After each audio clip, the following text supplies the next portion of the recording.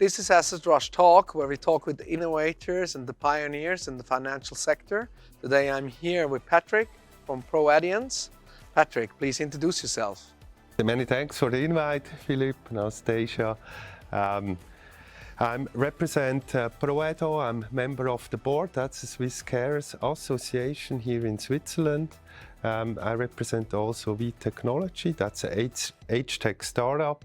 And I'm ambassador of Aging 2.0 in Zurich. That's an innovators community in the topic of aging innovation. Wonderful. So what drove you to this endeavor? What drives you? Well, I'm coming from digital business consulting. I never had anything to do with health system. But then I helped a family member in the late 90s to live at home as long as possible. And so I became an informal carer. Many of us will become an informal carer in their life or need one. And so I discovered how the system works or how it could be improved. And from that experience, the V Plus Care project emerged, and I'm very happy to talk a bit about it here. Well, I mean, that's a really big social dilemma we're in. We have older generation that needs to be cared for, and a lot of that industry is right now covered by actually, so to say, non-paid helpers, by family members, by friends. So how does that develop, and what are the problems we can solve on that side? Yeah, the informal care is a topic that hasn't been on the agenda yet. COVID or the pandemic revealed it, and how important this resource is, the informal cares. Like this could be you, this could be me that look for a parent or older adult. And so we need that resource in the future again, because 80% of the caregiving is done by the informal sector. Yeah. We have several challenges coming up. We have the demographic shift. People get older and older. We have also advancement in medical technology. Yes. So you can live longer in good living quality, also with chronic or several chronic diseases. And we have a social change. That means the mobility is higher. Families don't live together anymore. They're more apart, or even in more countries. And we have also women that are more in the workforce and not willing or able to care for older adults or other persons. And these are trends that accumulate, and we need to think as a society, how can we leverage or keep that vital resource of informal caregiving in the future? I mean, that's a big economical, so to say, a big economical effect, actually. I don't know exactly the numbers, but maybe you can help us there. Sure, yeah, we have how many hours of informal caregiving is done, for example, in Switzerland. If you include also childcare, or then we are in the region of 250 billion hours. Yeah. If we look how many people are informal carers in Switzerland, that's 600,000. So every 13th person or inhabitant is an informal care. If you would give it a price tag, this would become a huge amount of francs or dollars that are delivered by informal care force. If we look at the government costs of social and health care, here we're going to say it's going to double in the next 25 years. Okay, the public spending for healthcare is going to double. And if you say, if we lose also the informal care sector, it will even more increase. And so a lot of economic pressure is coming to societies. That's a heavy burden to carry into the future, clearly. I mean, I'm astonished by these numbers because, I mean, clearly I've been confronted with that topic myself. As my parents get older or our parents get older, I think we see that clearly as a main point in our lives ourselves. So, what do you think are the best ways to go about this, and what did you find out with the association, with the NGO, and on the other side also with your tech startup, with the actual solution side of your business? Yeah, we have political discussions at the moment going on. There, a key point is to reimburse social care. It's like medical care that's reimbursed by the health insurance, but the biggest activity is social care, present, be there. And there is now a discussion if the government should provide compensation for social care or pay for it. In certain cases, people cannot afford it. These are political advancement. There are also discussion on how to reimburse informal caregiving or provide financial aids to informal carers to do so. So this is on the political, on the government side, where we have a change in the welfare system, that it needs to be modernized but also flexibilized, that society identifies and also reaches those persons most in need and give them financial aids to take care for themselves or other people. This is the political, a more slow path. Yes. And we need discussion and accelerated discussion. And at the other side, we have digitization that can help a lot in solving the problem as well. And so we step in here with We+Care, for example. This is a care coordination platform. And with that platform, we help to reduce the administrative or coordinating work for families together with professional providers in health and care. So we see a lot of opportunities as technology did in other industries, where we can help families or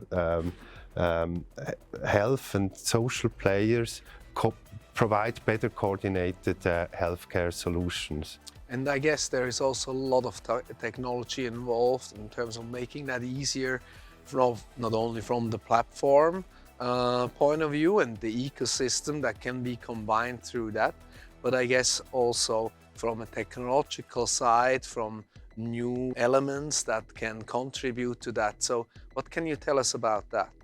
Yeah, we are at the moment in a time where we have advancements in parallel technological fields and innovation in different industries going on.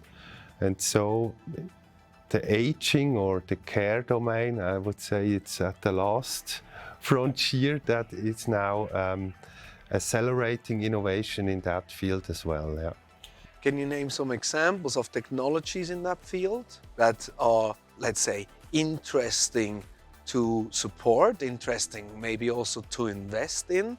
I mean, I guess you with WeCare Plus are also looking at these technologies, or finding ways to invest into these technologies and helping them not only come to market, but actually also reach the right needs and the right target clients.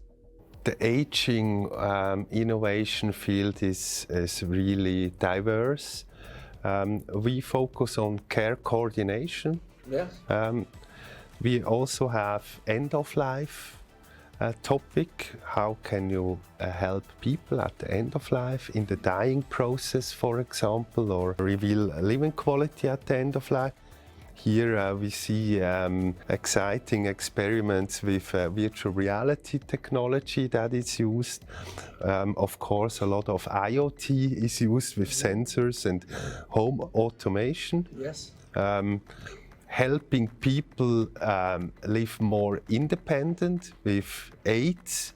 This could be also robotic elements or elements that you put to your body that you get stronger. We're seeing also financial innovation. How can older adults have a longer financial independence? Or we see here financial services that use AI technology to prevent unwanted spending because you have maybe your mind not present at the moment. These are only some elements, but we see robots, we see all the even blockchain technology that is coming also to the aging space. So now you're working with this WeCare platform and connecting there all sorts of caregivers and also inform about technologies, write a lot about these technologies and investigate them, actually even organize whole gatherings for that to exchange on these topics. Now tell us a bit, not only what is the impact of your actions, but maybe also what exactly happens in such meetings, what exactly happens on such a platform, like, and who are the people interested or at the table in these discussions? Yeah, our technology helps like organize a care network in the apartment, and there we have obviously the older adult that needs help, the care recipient, and he's supported by organizations. This could be medical care, Spitex, or relief care from Red Cross, or informal helpers that help him. And they form a community in our application. They exchange information. Who will do the next shift? What happened in the last shift? Could you help me, or can you bring me some bread because the fridge is empty? Yes. So this is you can imagine like a WhatsApp group, but you can also talk with professionals from organizations in a data compliant. So this is what we do in the apartment level. On an ecosystem level, we see we cannot solve the problem ourselves. We need a set of technologies and complementary technologies. And here we collaborate with other startups, with organizations and universities to help provide solutions to more problems, but also then to include the great research we have from universities in the gerontology field, to bring that research back to the people that need help at the moment. Yeah. How is the social engagement today? Like, what are the bigger organizations do? I mean, I could understand that the state and the let's say traditional institutions provide a lot of services, but how do they engage in the innovation of that? Yeah, the aging field was a bit hesitant to innovation here in Switzerland. Yeah. Yes. In the US, we saw quite ahead in the curve, but now we're seeing good activity here also. What are the main players there that support such innovation? Yeah, I would say cities are the main driver. We see here City of Zurich that launched an aging strategy that includes also digitization. Yeah. I think that's a role model here. We have private innovation from organizations. Yeah. Here the biggest player are Prosenektute, the Swiss Red Cross or Spitex organizations. These are the main players at home care.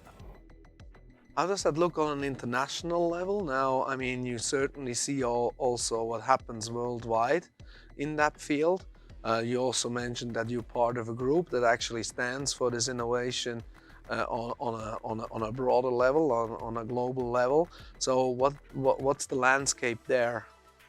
We see now the discovery of the care market or care opportunity, I would say, and a really an exciting development was when the Melinda Gates launched the Invest in Care report and pointed out to the opportunities and foster now or leverages now investments from innovators and also investors in that domain. So we're seeing like a new investment or innovation domain appearing now in the informal care space. It's exciting to have these big organizations or philanthropists paving the way here and foster innovation. So you developed the solution, and I understand you're going to roll it out now. But how you're going to measure the impact? Do you already understand how you would understand the growth? The more organizations join the platform, the more impact we have, because then we have the collaboration between the professional and the informal space. And I think this is one of the most important impact factors. Another factor is the cost of care. It's like easy to measure. How much do you pay in relation to your income? And we measure that. How can we reduce the out-of-pocket cost of care for families in relation to their income? And the third key impact factor is can we also motivate more men to coordinate care and reduce a little the gap of inequality between genders? How does that work? How can you sort of say increase that engagement? Or what are the measures that you take to increase that engagement today? Yeah, we need to make it easier to care for someone, and here we want to make it as easy as possible, and here we use technology. That's our approach. And the easier it is, the more people hopefully will do it. Yeah, absolutely see that.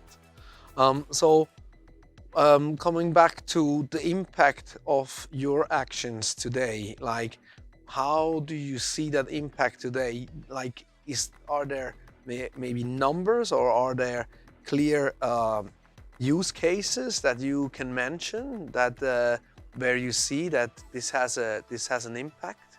Yeah, we started 2 years ago, and now in the meantime we helped 1,000 informal carers with our solutions. On the platform we are at the moment onboarding like 17 different organizations. From medical care, social care, relief, also mobile dentist service that come at home, or services how to operate hearing aids, but also emergency psychologists if you are in a desperate situation. So I'm very happy that we onboarded already so many organizations, or will onboard and provide impact to. We have around 300 families that tested the application with us, and we are rolling it out on a larger scale in the coming weeks. I understand that digitalization in the space of caregiving is quite low at the moment. So what are the challenges you see, and what you need to do differently to be a digital company in that space? Yeah, if you look at innovation in aging, we of course have the digital divide, that older adults are not that tech savvy. It's going to change. We have like an increasing technology adoption in that aging group as well. We target the informal cares. This is a generation below, so our core target group are women between 50 and 70 that care for their parents that are in their 90s. And this group is tech savvy. 2/3 of them is also involved at the workplace. So they are really open to digital technology that can help them solve problems in the night or after work quickly or between a break. So we see a great opportunity for technology there. Well, what opportunities open up also for investors on that side? I mean, it's a huge market. It's with a high grade of innovation right now. So with WeCare, you certainly also have a lot of targets that you want to collaborate with, partners that you want to collaborate with, but also targets most probably that you want to support and invest in. So what do you see on that side? It's very interesting to see how investment is made in the aging sector. So aging is a regulated market. Mm-hmm. It's controlled or partly controlled by public agencies or 24 health systems here in Switzerland. And so it's a tricky market for private innovation. Yeah. Private investors don't invest into regulated markets. Yeah. Traditionally, but I'm sure that will be broken up in some sense now. Exactly. And who invests in regulated market? This is the government. That's the biggest investor in aging innovation. But then also non-profits, as we do, that are funded from philanthropic investors. Yeah. But now we have this side, philanthropy and private, and we need to bring it together. So we have a hybrid structure where we have a unique hybrid structure with a non-profit organization and also a tech startup that is open for private investments. Mm-hmm. And here we see an opportunity in the social businesses that run hybrid structures with social impact investors, like a mix between philanthropic and traditional venture capital. Mm-hmm. And here we're gonna also need new financial vehicles and approaches on how to invest in the care domain or in aging innovation. There are certainly great investments that can be made for investors that are interested in that impact and that are invested in the results of that. So what can you tell us a bit more how you will go about it? I mean, you will most probably structure some investments on the startup that you formed, but also maybe on some of the technologies that come out of that, or you can spin out of that. So how are you planning to build this? Yeah, we certainly gonna issue like private equity to social impact investors. Yeah. But private equity is sometimes also problematic to invest. Like, who are the targets? For example, foundations would be a target group to invest. But foundations, there is a lot of discussions now. Should foundations invest also in startups? I think we're seeing a trend here, but they're not used to invest in private equity. So I think we can, with new vehicles like Gen 2 approaches, can make it easier to invest into the private equity for foundations, for example. But the same also applies to cantons or municipalities that could also be an investors. And like, how can we make it easier to invest in a private equity? So the AssetRush community certainly holds a lot of interest in what you're doing, and certainly also great opportunity for people that want to have an impact and invest into these technologies and into that market and see also the demand for it. So what would you say to them? Like, what can you offer them? I mean, you have great knowledge about this sector, so what would be your proposal to them?